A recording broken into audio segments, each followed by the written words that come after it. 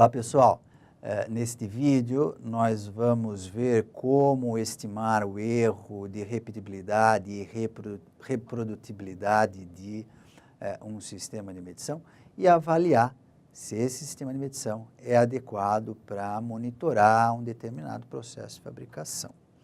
Para essa avaliação, basicamente são usados dois métodos, né? São recomendados dois métodos, né? O primeiro, usando análise de variância, a nova, e o segundo método, baseado na média e amplitude dos resultados. E é esse segundo método que nós vamos ver neste vídeo.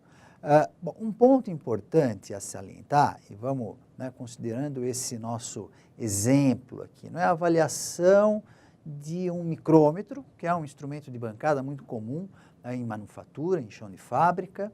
Não é? Então vamos avaliar se esse instrumento ele é adequado para monitorar os resultados de um determinado processo. Então o objetivo é sempre esse, né? Existe uma conjunção, instrumento ou sistema de medição e processo de fabricação. Então, é isso que a gente quer avaliar. A gente quer avaliar o erro, mas a gente quer saber se esse erro ele é pequeno o suficiente quando comparado ao erro do processo. E, portanto, o que a gente faz para avaliar o instrumento é usar resultados do processo de fabricação. Então, a gente mede os resultados do processo de fabricação. Então, com isso, a gente consegue avaliar o erro do instrumento, ao mesmo tempo a gente consegue avaliar o erro do processo e fazer essa avaliação de adequação, ou seja, avaliar se o erro de medição é suficientemente pequeno para que ele possa ser usado para monitorar os resultados daquele processo de fabricação. Muito bem. Então, o procedimento básico é trabalhar com, né, pelo menos dois operadores. Não é? Cada um desses operadores vai medir um determinado número de peças, não é? E vai medir pelo menos duas vezes cada uma das peças. Então, nesse nosso exemplo, né, temos o operador 1 medindo duas vezes cada uma das 5 peças. Né? E um ponto importante aqui é que o procedimento ele segue a seguinte rotina. Então, o operador 1 ele vai medir a peça 1, a peça 2, a peça 3 e assim por diante. Mede todas as peças. Não é? Depois de ter medido todas as peças, o operador 2 vai lá e mede todas as peças também. E assim por diante. E só depois é que volta para o operador 1 que vai fazer a segunda leitura. Né? Ou seja, com isso procura-se evitar algum vício nessa repetição da leitura né, daquela mesma peça, de uma segunda leitura do resultado daquela peça por aquele mesmo operador. Então, o procedimento é esse. A gente, o operador 1 mede todas as peças, o operador 2 mede todas as peças e assim por diante, depois repete-se as medições. Não é? Então, no caso geral, a gente vai ter N peças, não é?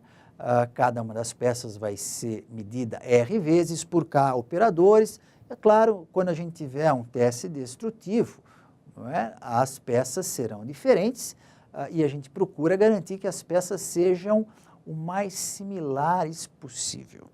Então, voltando ao nosso exemplo, né, de avaliação do micrômetro, então, esse nosso processo de fabricação gera lá uma determinada característica que vai ser monitorada pelo nosso instrumento de medição e seguindo uma normativa da indústria automobilística, a gente vai trabalhar, então, com 10 peças, 10 peças medidas por 3 operadores e sendo medidas duas vezes, né, por cada um dos operadores. Então, supondo que a gente tenha executado esse procedimento de coleta de dados, então temos lá para o operador 1, não é, as medições, não é, as duas medições de cada uma das peças, e com base nessas medições a gente pode calcular a média entre essas duas leituras e a amplitude entre essas duas leituras, e chegamos também no resultado médio, né, na média das médias, né, entre as 10 peças, e numa amplitude média entre as 10 peças.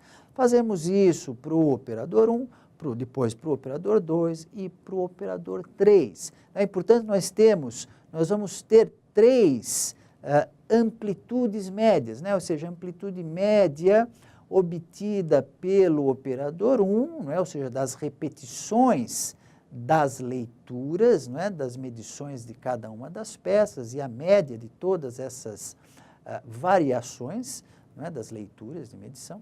Para o operador 1, para o operador 2, para o operador 3, temos ali, podemos calcular uma amplitude média e que, portanto, é uma melhor estimativa, né, dessa amplitude de variação das leituras.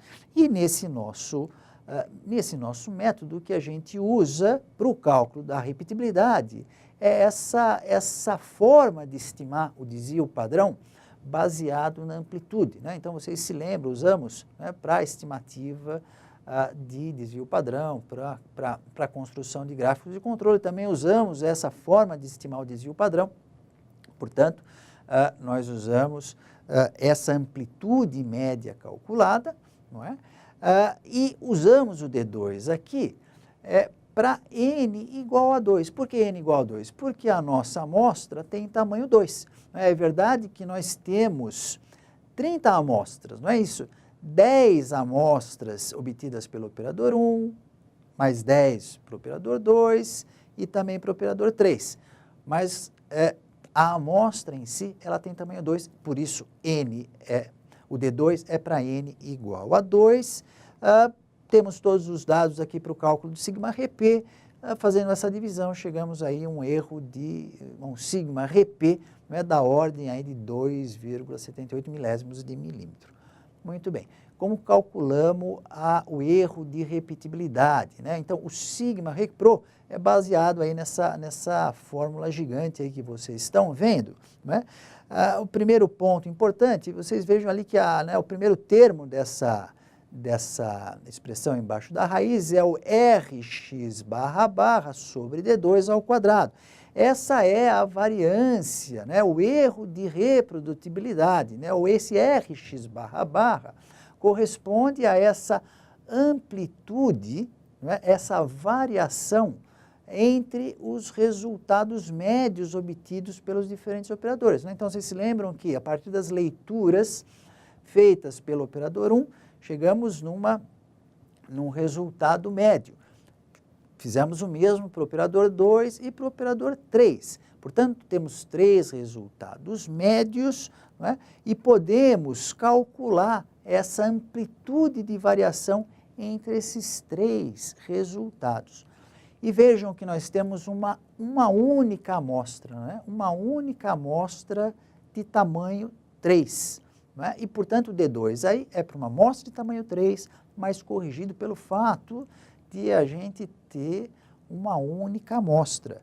Muito bem, temos esses dados para estimar essa variância de reprodutibilidade e o segundo, esse segundo termo embaixo da raiz é uma forma de compensar o erro de repetibilidade embutido nessa avaliação da reprodutibilidade, não é? Nesse Rx barra sobre D2. E percebam então que a gente está usando o sigma-Rp ao quadrado dividido por n vezes R, onde n é o número de peças, R o número de vezes que cada uma das peças é medida, no nosso exemplo, 10 vezes 2, 20. Bom, temos todos os dados, chegamos aí ao valor do sigma-Repro, não é? Então, da ordem aí de 4 milésimos de milímetro. Muito bem. Conseguimos avaliar o RR. E o RR, por convenção, ele corresponde a 6 vezes o erro de medição, o sigma de medição.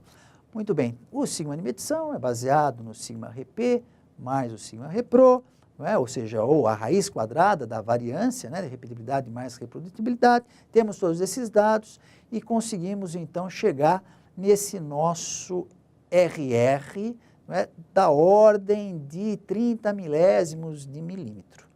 Muito bem, E será que esse erro, o erro desse instrumento, e portanto esse instrumento é adequado para monitorar o processo de fabricação? Portanto, agora a gente precisa avaliar o erro, a variabilidade do resultado do processo de fabricação. Bom, e como que a gente faz isso? Como a gente faz essa estimativa da variabilidade do processo, ou seja, entre as peças? Então, vocês se lembram que a gente tem uma amostra de 10 peças, não é? Uma amostra de 10 peças, e essas peças foram escolhidas, selecionadas de tal forma que representem essa variabilidade do resultado do processo de fabricação. Bom, e cada uma dessas peças foi medida, não é, pelos 3 operadores. Na verdade, 2 leituras, a gente chegou num resultado médio entre essas 2 leituras para cada um dos operadores. Para cada um dos operadores, a gente pode chegar numa amplitude, não é, de variação entre o menor e o maior resultado dessa nossa amostra de 10 peças. Não é? Temos, então, uma média entre essas 3 amplitudes, que, de novo, é uma melhor estimativa dessa amplitude, dessa variação entre esses 10 resultados. Bom, nós temos uma única amostra, não é? Nós, de novo, aqui vamos usar aquela expressão baseada na amplitude para o cálculo do desvio padrão. O nosso D2 aqui é para uma amostra de tamanho 10, mas, no entanto, nós temos uma única amostra e esse valor de D2, portanto, ele é corrigido.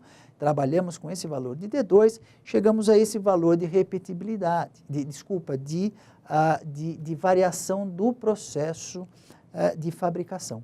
E, portanto, nós temos agora a condição de avaliar essa variabilidade total dos dados, não é, como uma composição da variabilidade do processo mais a variabilidade do sistema de medição. Não é? Então, temos todos os dados, né, baseado no erro do processo, no sigma do processo, no sigma de medição, nós conseguimos chegar no sigma total, não é? Então, que é nesse nosso exemplo, aí é da ordem de 79 milésimos de milímetro. Bom, muito bem, quando comparamos, não é, o erro de RR com essa variação total, não é, em termos percentuais, a gente vai ver que o RR, ou seja, a porcentagem de RR nessa variação total é da ordem de 6%. Né? Portanto, né, nesse nosso exemplo, esse instrumento, né, para esse processo de fabricação é adequado, ou seja, para monitorar os resultados desse processo de fabricação. Talvez esse instrumento não seja adequado para monitorar um outro processo que exija maior precisão, cuja tolerância de fabricação seja menor do que a desse exemplo. Muito bem. No próximo vídeo, nós vamos ver como estimar um outro erro. Além do erro aleatório de medição, temos também um erro sistemático de medição, o vício do sistema ou do instrumento de medição. É isso que veremos no próximo vídeo.